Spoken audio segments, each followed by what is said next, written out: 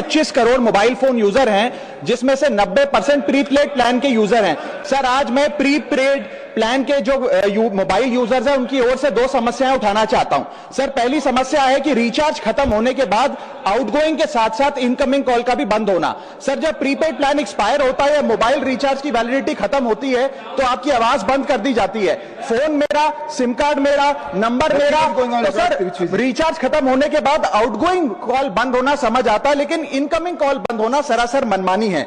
Sir, हमारा mobile number आज हमारी डिजिटल पहचान बन चुका है। एसेंशियल कम्युनिकेशन जैसे कि UPI payment, banking, OTP, train ticket OTP, PAN Aadhaar authentication, interview का कॉल, हॉस्पिटल का कॉल, मां बाप का गांव से कॉल, तमाम चीजें इनकमिंग कॉल और इनकमिंग एसएमएस से आती है और वो इसलिए बंद कर दिया जाता है कि इंसान एक रिचार्ज कराना भूल गया।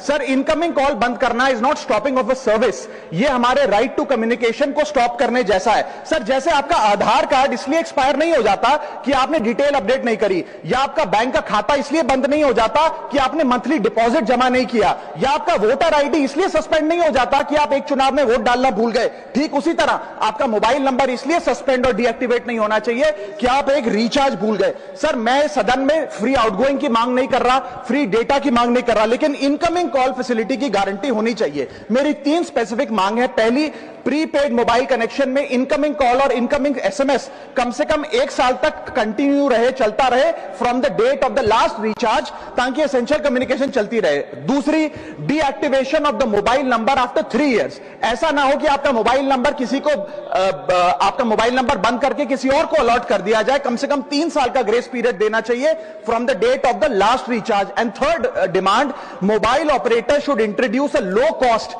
Incoming only plan. वो लोग जो सिर्फ इनकमिंग के लिए फोन रखते हैं उनके लिए, जैसे कि 10 रुपए में 180 दिन की इनकमिंग कॉल की फैसिलिटी, इस प्रकार की स्कीम्स मोबाइल ऑपरेटर को लानी चाहिए।